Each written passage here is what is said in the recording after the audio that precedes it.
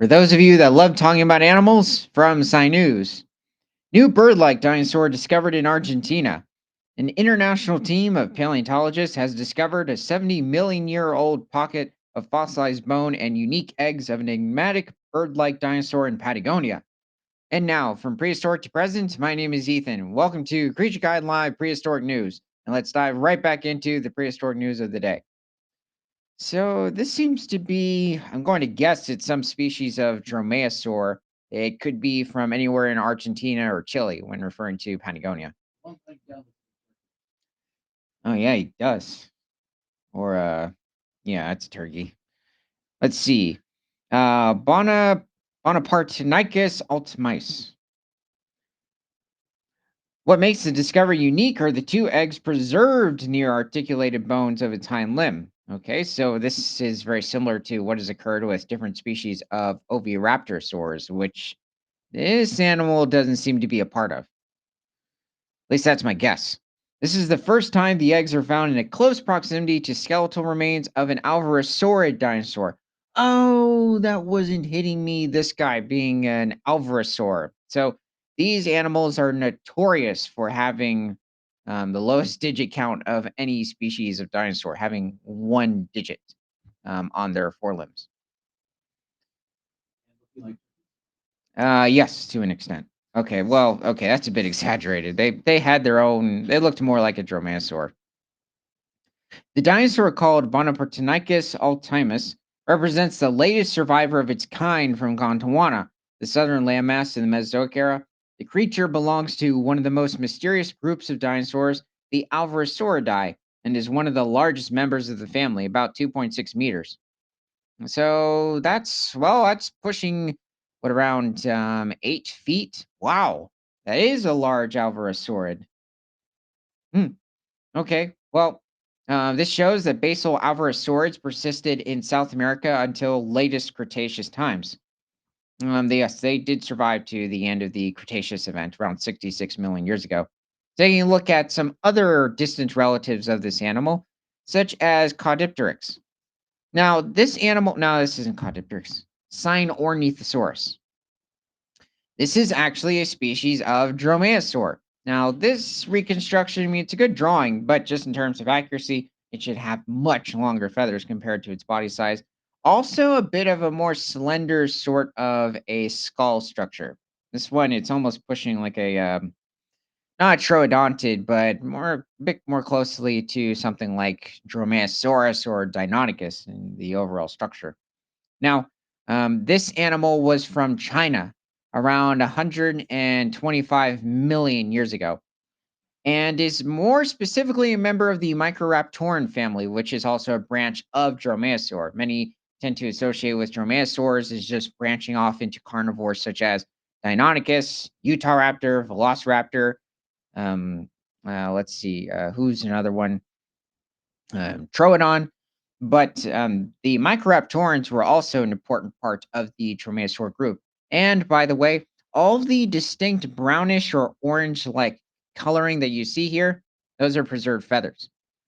And this animal was also quite carnivorous. It reached somewhere around 4 feet in length or a little over a meter and probably weighed somewhere around 9 to 11 pounds or around 4 kilograms and was probably feeding on species of insects, maybe even small species of amphibians or lizards.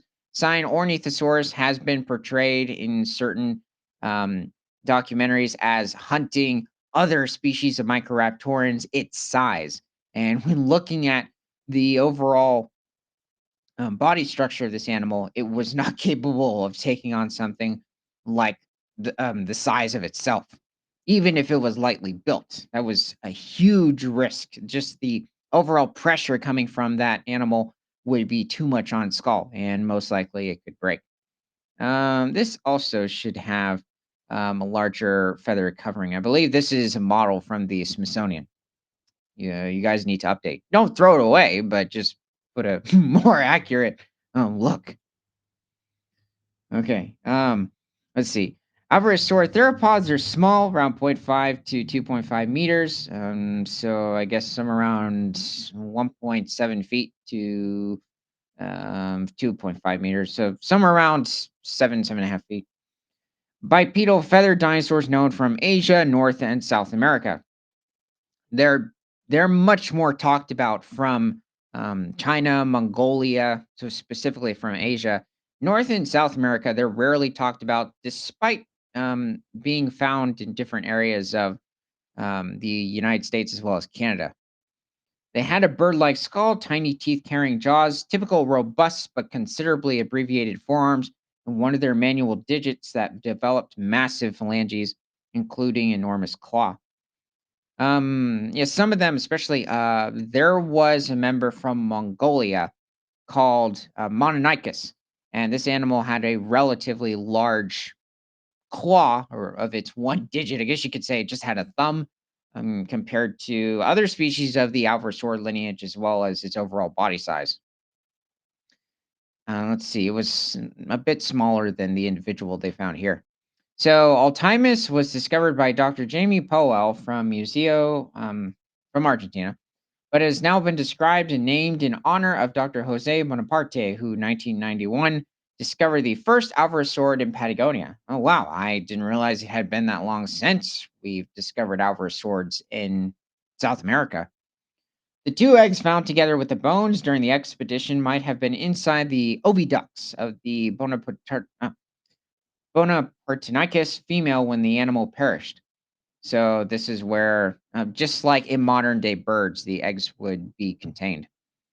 On the other hand, numerous eggshell fragments later found show considerable calcite resorption of the inner eggshell layer, which suggests that at least some of the eggs were incubating and contained embryos at an advanced stage of their development.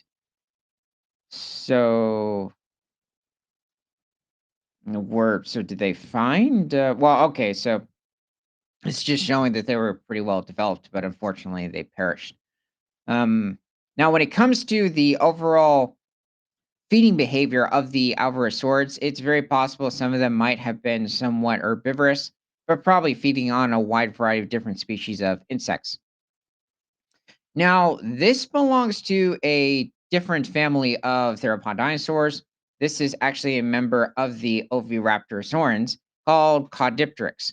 Now, it is a bit of a question as to whether or not Caudipteryx would have belonged to its own family, the Caudipteridae lineage of Oviraptorosaurans, but a lot of time it's just put out there as its own genus somewhere in the Oviraptor tree.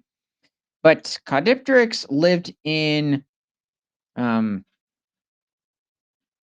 trying to get it back to my mind. I believe it was over in China, also somewhere around 125 million years ago. And this animal was most likely an herbivore, feeding on different species of early flowers as well as ferns at the time. This is due to finding gizzards preserved inside of their rib cage. So, just like different species of modern birds today, they would have swallowed stones to help grind the food in their stomach.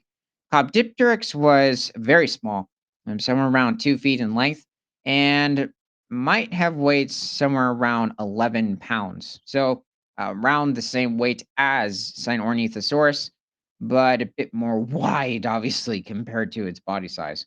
Whereas Sinornithosaurus was quite lightweight. I mean, being 4 feet and 11 pounds, um, he's a lightweight dromaeosaur. And then you have a close relative of Archaeopteryx, which is probably the ancestor to today's modern birds.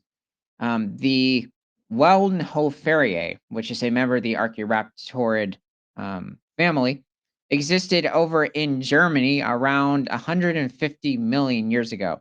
And it was also, as you can see, covered in feathers. So many of these different species of smaller theropod, these are all theropod dinosaurs. So they are distantly related, but they are related to the different species of raptors, the allosaurs, tyrannosaurs, but they, especially animals like Wellenhoferia, would cling on and eventually become modern day birds and even birds into the Cretaceous as well as the earlier Cenozoic era. This is a very small individual, probably somewhere around 1.5 to 2 feet in length. And I'm guessing probably weighed somewhere around a few ounces. It was very lightweight. It's a good drawing, but he's a bit skinny, I'd say. I'd say the fluffier the depiction, the bit more accurate when it comes to this animal. It's interesting because Archaeopteryx has tends to have much less of a dromaeosaur-like portrayal to it, despite being somewhat related. And this animal, in some circumstances, tends to be portrayed as somewhat of a dromaeosaur, despite not being part of the lineage. Though you have to remember, there are there's a large number of animals, especially when you look at certain relatives of modern day crocodiles and alligators. You look at the phytosaurs of the Archosaur family, they look somewhat like crocodiles. You could mistake one for it until you get a very good detail or analysis of the tooth structure, and then it's quite different. But they still belong to very distant families despite looking quite similar. It would happen with many species of dinosaurs as well. Let's see. So the team analyzed the eggshells and found that it did not belong to any known category of the eggshell microstructure based taxonomy. Hence, a new egg family, the Aregadulithidae, was designated and named after the owner of the site where the specimen was discovered, Mr. Alberto Aregaday. So that's where all of these distinct families are coming from. During inspection of the shell samples using the electron scanning microscopy, I observed unusual fossilized objects inside of the pneumatic canal of the eggshells or canal. It turned out to be the first evidence of fungal contamination in dinosaur eggs. Whoa! They discovered fungal infection in the eggs. Now that is that's pretty neat. Oh, come on. Well, at least we saw they mentioned a very interesting discovery. It was actually interesting the way it ended. Okay, well, let me know in the comments what your favorite species of small dinosaur is. Yeah, whoa, that sounds really bad. It is a big wonder as to how that would have occurred. I mean, um, I guess actually that might not be too hard. I mean, much of the Mesozoic era in different regions, it was quite humid and in some instances, especially if you live in a very swampy region, T-Rex, for instance, and it got a certain injury, that could cause a lot of problems. Also, I don't think athlete's foot, but well, I don't know. Maybe. Mm, uh, Yeah, that's a good question because I'm not sure if some of these parasites, if we're talking about worms, would have existed in dinosaurs. There is evidence for certain species of parasites related to tapeworms and other types of intestinal parasites to have existed back in the Mesozoic era. They're a very successful group. Anyway, from let me know your favorite species of Small Dinosaur is, and from prehistoric to present, my name is Ethan. This is Creature Guide Live Daily News. Remember to like, comment, subscribe if you love talking about animals, and share this show with everyone you know, because nothing is better than all animals all the time.